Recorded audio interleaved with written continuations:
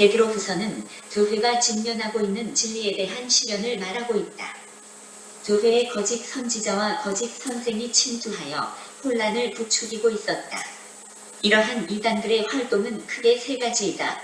그것은 성경의 진리를 바르게 해석하지 아니하는 것과 성적인 타락을 당연하게 여기는 것과 종말의 그리스도의 재림을 부정하는 것이다. 이러한 이단들의 특성은 오늘날에도 여전히 나타나고 있다. 이러한 이단들의 가르침에 영향을 받아 교회에서 사람들이 떠나갔던 것이다. 이에 베드로는 둘째 편지를 통하여 이를 바로잡고 하나님의 부르심과 택하심을 굳게 하라고 권면한다. 교회가 성경의 진리 위에 든든히 서는 것은 너무도 중요하다. 진리 위에 기초하지 않는 교회는 무너지게 된다. 성경의 진리는 교회의 기둥이며 터이다. 성경의 진리를 바르게 해석하는 것은 아무리 강조하여도 지나치지 않는 것이다. 성경의 해석은 기독교를 무너지게 할 수도 있고 든든히 서게 할 수도 있다. 이러한 맥락에서 칼빈의 성경 주석은 기독교의 찬란한 유산인 것이다. 칼빈이 주석하지 않은 여러 성경 가운데 요한계시록이 있다. 오늘날 이단들이 요한계시록에 대하여 자기의 입맛대로 성경을 그릇되게 해석하여 가르치고 있어서 진리에 대한 혼란을 부추기고 있다. 성경 해석은 올바른 신학을 바탕으로 하여 이루어져야 한다. 그러므로 조직 신학을 무시한 성경 해석은 자의적 해석으로 치우쳐 곁길로 가기가 십상이다. 베드로후서에는 진리의 단어가 2회, 성경의 단어가 2회, 예언의 단어가 4회 나타난다. 진리에 관한 단어가 8회나 사용되고 있는데 그만큼 진리의 중요성을 강조하고 있는 것이다. 1:12에서는 너희가 진리에 서 있으나 그 진리를 생각나게 하려 한다고 말한다. 1:19에서는 진리의 해석에 주의할 것을 부탁한다. 1:20에서는 성경의 모든 예언을 사사로이 해석하는 것을 금지하고 있다. 1:21에서는 성경은 사람의 뜻이 아니라 성령께서 주신 하나님의 뜻임을 강조한다. 2에서는 진리를 그릇되게 해석하여 성적 윤리의 타락을 가져왔으며 그로 말미암아 진리의 도가 세상으로부터 비방을 받게 되는 것을 말한다. 3위에서는 거룩한 선지자들이 예언한 구약 성경과 예수께서 사도들에게 명령하신 신약 성경을 단단히 붙잡아야 할 것을 말한다. 36에서는 성경의 어려운 부분에 대하여 무식한 자들과 연약한 자들이 교묘하게 억지로 풀다가 스스로 멸망하게 된다는 것을 말한다. 거짓 선지자들과 거짓 선생들이 진리를 그릇 해석하여 그리스도인들을 유혹하므로 이에 사도 베드로는 구주 예수 그리스도의 은혜와 그를 아는 지식에서 자라가기를 부탁하고 있다. 이단들은 교회를 파괴하기 위하여 성적 유혹을 일삼는다. 여기서 성적인 욕망을 나타내는 단어가 다양하게 사용되고 있다. 호색과 정욕과 음신과 탐욕과 유혹하다의 단어가 12회 정도 나타난다. 노아 시대에 하나님의 아들들과 사람의 딸들이 결혼하여 성적으로 타락한 것이 하나님의 물심판의 기초가 된다. 소돔과 고모라, 성배 성적 타락 곧 동성연애는 유황과 불을 기같이 쏟으시는 하나님의 불심판의 원인이었다. 그올의 아들 발람의 꾀로 말미암아 이스라엘 자손들이 모압 여인들과 바알 숭배에 동참하여 성적인 타락에 빠져서 하나님의 영병의 심판을 받았다. 이러한 성적 타락은 불의와 불법과 무법의 세계로 나아가게 하여 하나님과 멀어지게 한다. 베드로는 성적 타락을 이기도록 하는 신의 성품에 대하여 말한다.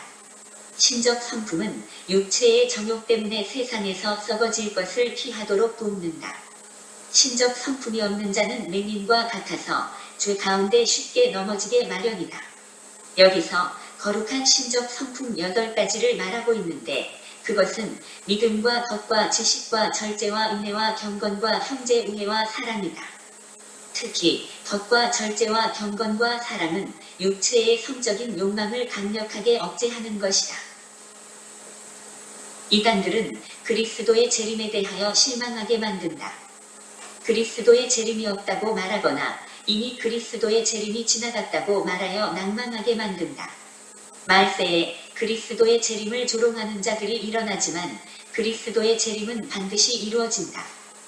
그리스도의 재림이 더딘 이유는 진노의 날이 오기 전에 아무도 멸망하지 않고 다 회개하여 구원에 이르기를 원하시기 때문이다.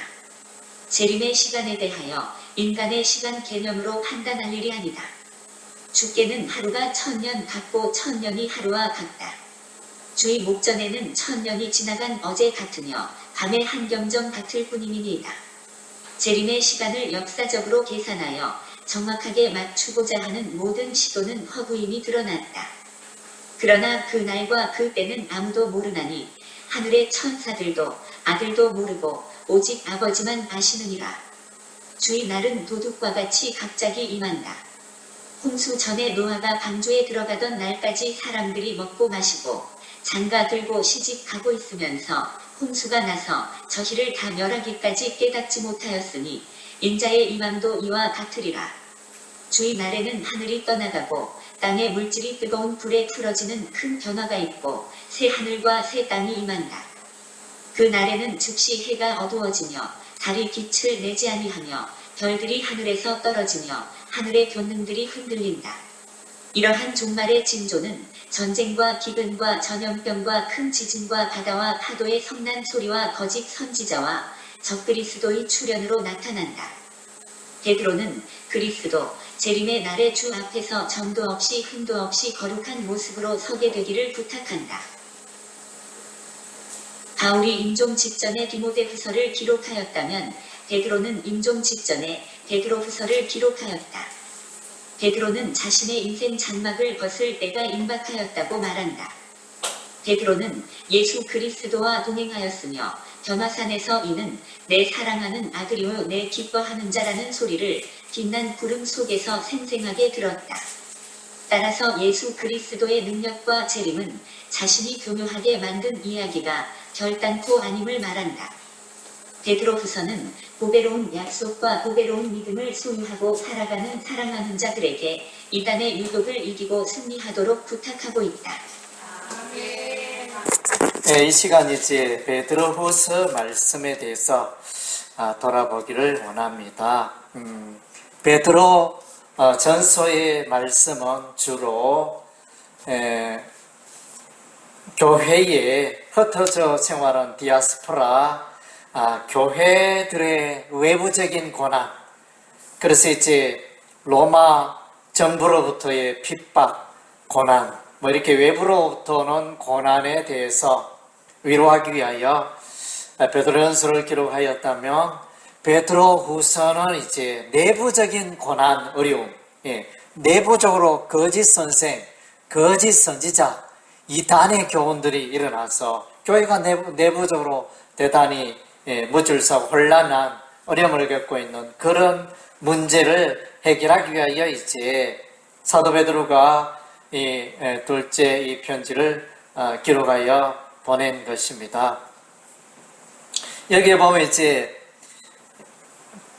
베드로가 이제 떠날 날이 임박했다 이런 표현을 하고 있어요. 1장 14절 말씀에 보면 이는 우리 주 예수 그리스도께서 내게 지시한 것과 같이 나도 나의 장막을 벗어날 것이 임박한 줄을 알미라. 그래서 이제 사도 바울이 마지막으로 그의 생애 마지막으로 기록한 서신이 디모데후서라면 베드로후서가 마지막으로 기록한 서신은 이제 베드로후서가 되어집니다.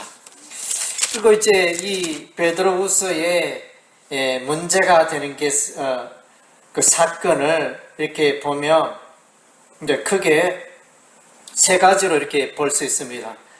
첫째는 복음의 예수 그리스도의 복음에 관한 그 해석의 오류. 그래서 예수 그리스도의 복음이 절대적인 진리가 아니다. 거기에 집착할 필요가 있느냐 이러면서 예수 그리스도의 복음의 진리를 흔드는 이런 문제가 있었고, 두 번째는 이제 성적인 타락입니다. 이단들이 우리 육체는 중요하지 않다. 영혼만 중요하지. 육체는 더럽고 타락해 있으니 마음껏 이렇게 성적인 것에 매이지 않아도 된다. 이러면서 이런 이제 거짓 교훈 진리를 가르쳤습니다. 그리고 이제 세 번째는 예수 그리스도의 재림에 관한 그 교훈에 대해서 예수님의 재림이 어디 있느냐? 지금까지 예수님이 오지 않았는데 어떻게 또 다음에 또 예수가 오겠느냐? 이러면서 예수 그리스도의 재림을 기다리고 소망하는 교회를 흔들고 요동하는 이런 이제 일들이 세 가지 일들이 있었습니다. 그래서 이제 베드로서는 이런 이제 세 가지 문제를 짚고 있죠. 그래서 이제 이러한 교회의 혼란의 문제를 해결하기 위하여 제일 중요한 것은 여기에 이제 진리에 서 있는 것, 신구약 성경의 말씀의 그 진리를 올바로 알고 붙잡고 해석하고 그 가운데 서 있는 그것이 너무너무 소중하다는 것입니다. 오늘날 보면 이제 신천지라든가 또 하나님의 교회라든가 또 여호와 정인회라든가 이제 몰몬교라든가 많은 이제 그 이단 교파들이 일어나고 있는데 그들의 특징은 이제 성경을 자기 마음대로 해석하고 있다는 것입니다. 그래서 기존의 정통 그리스도의 교인들의 그 심령을 신앙생활을 흔들고 있다는 것입니다.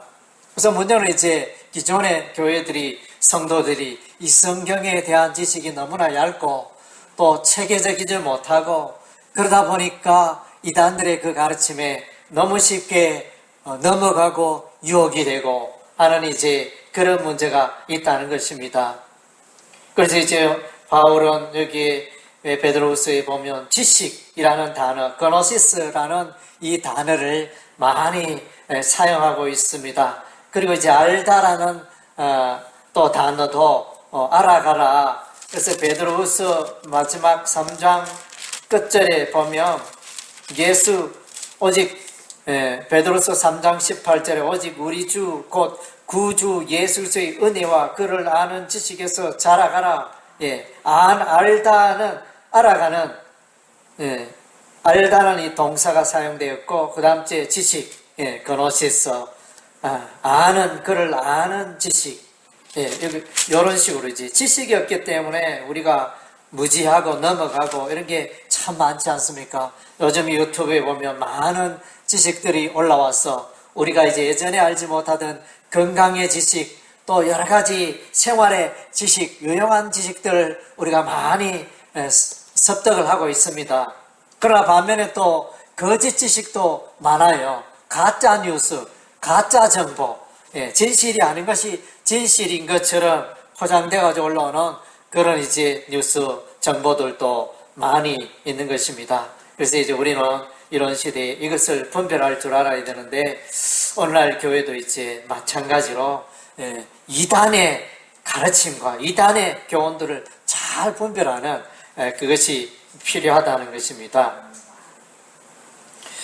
그리고 이제 오늘 보니까 이제 성적인 타락에 대해서 특별히 강조가 많이 되어져 있습니다. 노아 시대에 노아의 홍수가 왜 왔느냐?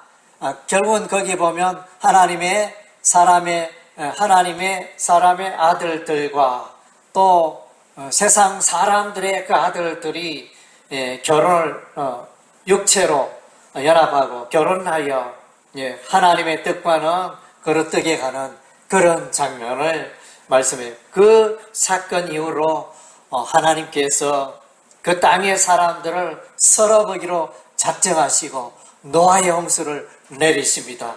창세기 6장 앞부분에 그런 내용이 나오죠. 그리고 나아가서 이제 소돔과 고모라의 유황 불못이 떨어지는 그 장면이 창세기에 나오죠. 그래서 동성연애, 소돔과 고모라는 동성연애의 도시였습니다. 하나님의 창조의 질서를 떠나서 남자가 남자로 여자가 여자로 더불어 연애하는 결혼하는 이런 이제 악한 일로 성적 타락으로 인하여 하나님께서 불과 유황을 내리셨죠. 그래서 이제 이 소돔과 고모라 도시를 심판하십니다. 그리고 나아가서 성경에 보면 이제 발람이라는 선지자가 등장합니다. 마술사 뭐 이렇게 할 수 있겠죠.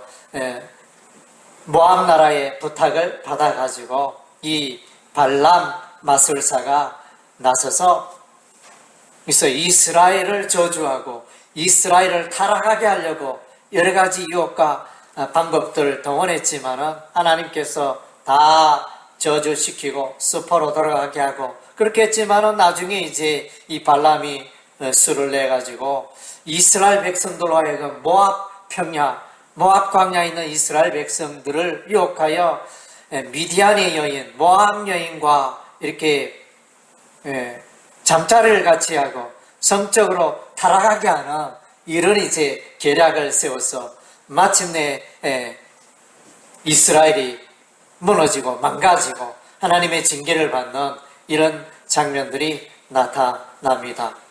그리고 이제 나아가서 오늘 베드로후서에 보면 여기에 신약 시대에 성적으로 타락한 그 모습을 발견하게 됩니다. 그래서 이제 이 장은 주로 그런 내용, 거짓 선지자, 거짓 선생 이들은 이제 2장 2절에 보니까 호색하는 것을 따르니 그래서 성적으로 중독되어 있는 이런 모습을 볼 수 있고 그래서 이제 성적으로 유혹하고 하나님의 창조의 질서에 응하지 않는 이런 이제 모습을 봅니다. 14절에 보면 음심이 가득한 눈을 가졌다. 그랬고 탐욕에 연단된 마음을 가진 자들이고 그래서 늘 성적인 일에 관심을 가지고 이렇게 살아가는 그래서 마음껏 이렇게 성적인 그런 즐거움을 쾌락을 즐겨도 아무 문제가 되지 않는다 이렇게 잘못 가르치는 이런 이제 타락된 모습을 우리가 발견하게 됩니다. 그러나 이제 이러한 자들에 대해서 우리 하나님께서 반드시 심판하신다 말씀해주고 있습니다. 천사들도 천사들의 타락의 장면이 나타나는데 천사들의 타락은 이제 사람을 창조하기 이전에 있었던 그 천사들의 타락 2장 4절에 보면 하나님이 범죄한 천사들을 용서하지 아니하시고 지옥에 던져둔 구덩이에 두어 심판 때까지 지키게 하셨으니 이제 사람을 창조하기 전에 천사의 타락을 이제 가르치고 있다. 성경을 그렇게 사람들은 신학자들은 그렇게 해석을 합니다. 그래서 이제 성적인 타락을 주의하라. 그것은 이제 올바른 진리가 아니다. 그래서 성경이 가르쳐준 진리는 육체적으로 깨끗하고 또 영적으로도 깨끗하고 육과 영이 다 하나님 앞에 거룩하게 되는 게 하나님 뜻인데 이 이단들은 뭐 영은 깨끗하니까 영은 잘 보존하고 육은 타락했으니까 더러운 것이니까 마음껏 버리고 이렇게 성적으로 타락해도 아무 문제가 없다 이런 식으로 이제 잘못된 교리를 가르치고 있었습니다.